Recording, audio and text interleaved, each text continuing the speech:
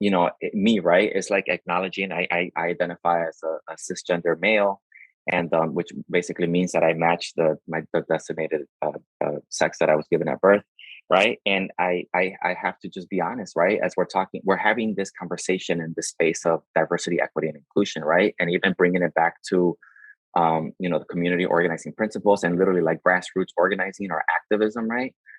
We have to acknowledge that historically, women, and especially women of color, have always been at the front lines of pushing this work, right? This work that we know is really impactful because it creates real change and changing policies, changing laws.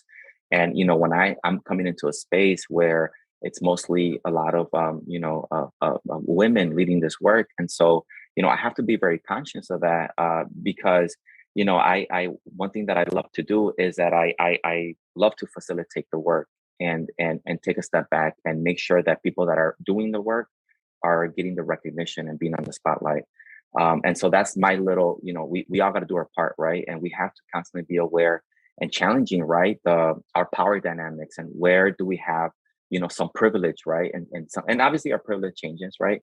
My male privilege sometimes, it changes and depending on where I'm at, right? Sometimes it doesn't mean much in some spaces, and sometimes it does. And how can I make how can we take advantage of our social identities to have the greatest impact?